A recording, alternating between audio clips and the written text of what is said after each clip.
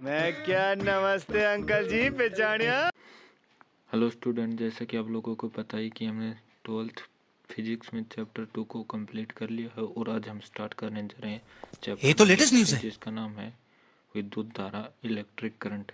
अच्छा, हमको सिखा रिया है। इलेक्ट्रिक करंट होता क्या है कि किसी चालक में आवेश प्रवाह की जो दर होती है उसी को बोलते हैं विद्युत धारा। बेसिकली किसी कंडक्टर में पर सेकंड टाइम में फ्लो होने वाला चार्ज होता है, उसी को हम धारा बोलते हैं।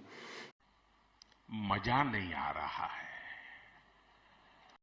बात तो सही है। तो इसकी डेफिनेशन से चैप्टर की शुरुआत कर लेते हैं।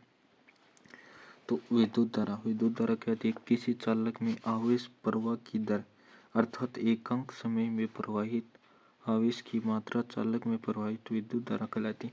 इसमें बताया गया है कि एकांक समय मतलब अबे एक जल्दी सेकंड बोल, में कल सुबह पनवेल निकलना है। किसी चालक में एक सेकंड में कितना आवेश प्रवाहित हो रहा उसको बोलते हैं विद्युत धारा।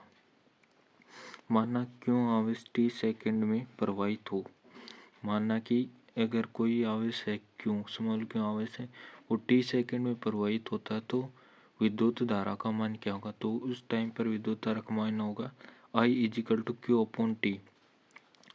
एकांक आवेश, एकांक समय, क्या बोला तूने? एकांक समय में आवेश, इसी को बोलते हैं विद्युत धारा।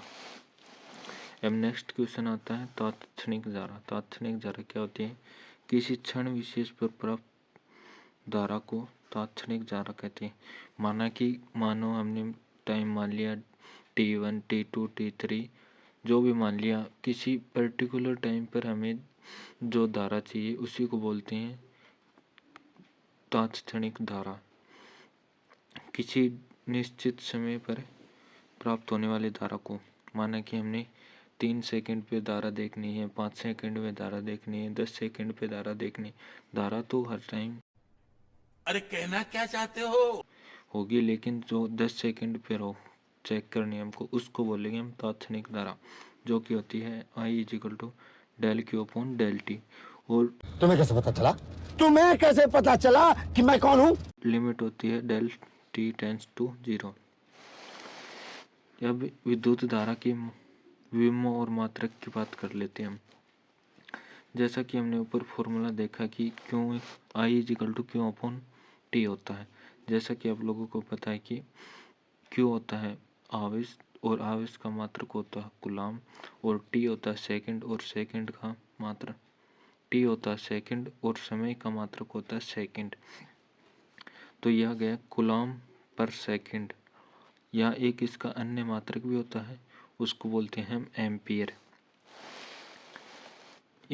अब हम देखते हैं एक एम्पियर की परिभाषा। एक एम्पियर की परिभाषा बेसिकली क्या होती है कि बदल भाई मेरा भाई बदल। जब एक कूलाम आवेश पर सेकंड पर फ्लो हो किसी कंडक्टर में, तो उसमें से प्रवाहित होने वाली धारा को हम एक एम्पियर धारा बोलेंगे। तो इसकी एग्जैक्ट डेफिनेशन हम देख लेते हैं। वो होती है, अर्थात यदि किसी बंद परिपथ में किसी स्थान से एक सेकंड में एक कूलाम आवेश प्रवाहित होता है, तो परिपथ में बहने वाली धारा का मान 1 एम्पीयर होता है। इसमें बताया गया है किसी बंद परिपथ में क्लोज सर्किट में एक स्थान पर एक सेकंड में एक कूलाम आवेश, माना कि किसी स्थान पर एक सेकंड में एक कूलाम आवेश प्रवाहित हो रहा, तो उस परिपथ में बहने वाली धारा 1 एम्पीयर होगी। मजा नहीं आ रहा है। बात तो सही है। तो रुको जरा, सबर करो। तो हमने एम्पीयर की डेफिनेशन देख ली, और अब नेक्स्ट हम देखते हैं कि एक कूलाम आवेश में इलेक्ट्रॉन की संख्या कितनी होती है। एक कूलाम आवेश में इलेक्ट्रॉन की संख्या हमें पता लगाने, जैसे कि आपको पता है कि जो अच्छा, चार्ज होता है हमको वो सिखा होता रिया है है। Q is equal to N E, जहाँ पर एन है नंबर्स ऑफ इलेक्ट्रॉन की संख्या, और ई है वो है इलेक्ट्रॉन पर चार्ज। तो हमें नंबर निकालने हैं, नंबर्स ऑफ इलेक्ट्रॉन निकालने हैं, इसके लिए हम एन की वैल्यू निकालेंगे। तो एन को यहाँ इस साइड रख लिया हमने, और ई को इसके डिवाइड में ले आएंगे तो हमारे पास जो रिजल्ट आएगा वो आएगा n is equal to Q upon e. जैसा कि हम अबे लोगों को जल्दी पता जो बोल, क्यू कल की सुबह वैल्यू पनवेल वो निकलना है है। 1 कूलम, तो हमने यहाँ पर रख दिया 1, और जो ई की वैल्यू होती है वो होती है 1.6 इंटू 10⁻⁻19। जब हम इसको सोल्व करते हैं तो हमारे पास जो इलेक्ट्रॉन की संख्या आती है n इजिकल टू वो आएगी 6.25 इंटू 10⁻18। ये आ गई है 1 कूलम में इलेक्ट्रॉन की संख्या। अब देखते हैं कि 1 कूलम 6.25 इंटू 10⁻18 इलेक्ट्रॉन के आवेश के तुल्य होता है। इसमें बताया गया है कि 1 कूलम आवेश में 6.25 इंटू 10⁻18 इलेक्ट्रॉन होते हैं। अतः 1 एम्पीयर धारा का तात्पर्य, 1 एम्पीयर धारा का क्या अर्थ होता है, ये चालक के परिच्छेद से 1 सेकेंड में 6.25 इंटू 10⁻18 इलेक्ट्रॉन का बहना। जैसा कि इसमें इसका मतलब है कि ये कोई तार है। कौन है ये लोग?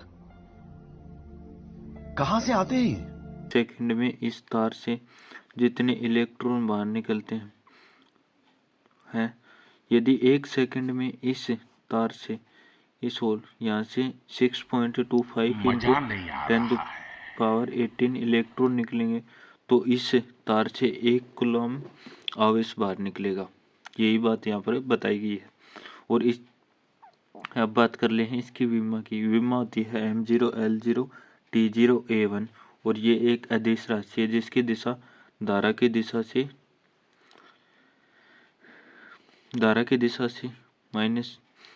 दिशा प्लस से माइनस की ओर होती है। यह इलेक्ट्रॉन के प्रवाह के विपरीत दिशा में, जहाँ जिस साइड इलेक्ट्रॉन का प्रवाह आ रहा है उससे अपोजिट साइड में होते हैं। अब एक जो इम्पोर्टेंट बात है वो है विद्युत धारा एक अदिश राशि है, जैसा कि आपको बताया, क्योंकि ये त्रिभुज के सदिश नियम का पालन नहीं करती। ये एक अदिश राशि है क्योंकि ये त्रिभुज का जो नियम है, त्रिभुज वेक्टर नियम, जो ट्रायंगल वेक्टर नियम है, ये उसका पालन नहीं करती। क्या बोला तूने? अच्छा, हमको सिखा रिया है। अब नेक्स्ट देखते हैं आवेश और समय के मध्य खींचे गए ग्राफ का ढाल धारा को प्रदर्शित करता है। यदि हम आवेश और टाइम के बीच कर्व बनाए तो वो कर्व एक स्ट्रेट लाइन मिलती है, और वो स्ट्रेट लाइन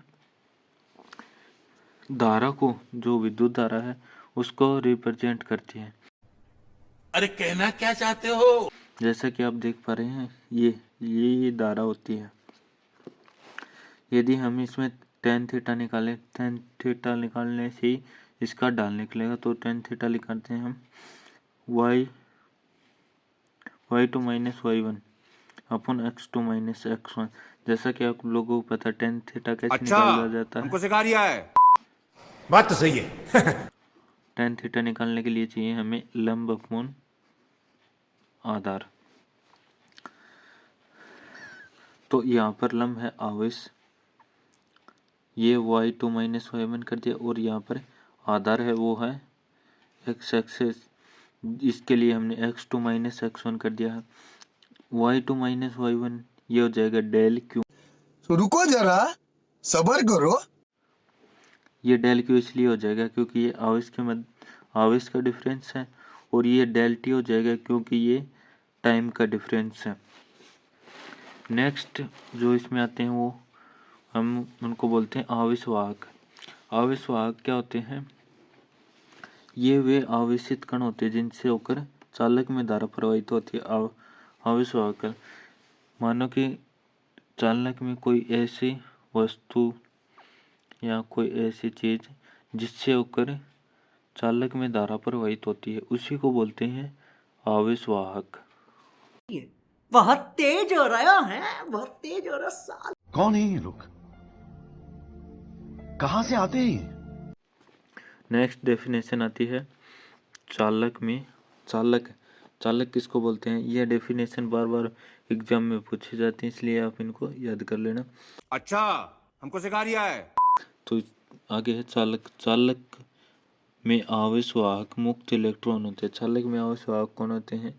चालक में आवेश वाहक मुक्त इलेक्ट्रॉन होते हैं। और अर्धचालक में आवेश वाहक इलेक्ट्रॉन और होल होते हैं। अपघट्य पदार्थ में आवेश वाहक पदार्थ आवेश वाहक धनायन व ऋणायन होते हैं। तुम्हें कैसे पता चला? तुम्हें कैसे पता चला? अब नेक्स्ट बात कर लेते हैं कि मुक्त इलेक्ट्रॉन क्या होते हैं। मुक्त इलेक्ट्रॉन होते हैं धातुओं तथा चालकों के भीतरी कोश में पाए जाने वाले इलेक्ट्रॉन को मुक्त इलेक्ट्रॉन कहते हैं। धातुओं और चालकों के जो आंतरिक कोश में जो इलेक्ट्रॉन होते हैं उनको ही मुक्त इलेक्ट्रॉन बोलते हैं। ये इलेक्ट्रॉन नाभिक से दुर्बल आकर्षण बल से बंधे रहते हैं। नाभिक द्वारा इन पर ज़्यादा आकर्षण बल नहीं डाला जाता, बहुत ही कम आकर्षण बल होता है नाभिक के द्वारा इन पर। अब नेक्स्ट आता है माध्य मुक्त पथ लैम्डा, जिसको लैम्डा से रिप्रेजेंट करते हैं। माध्य मुक्त पथ क्या होता है?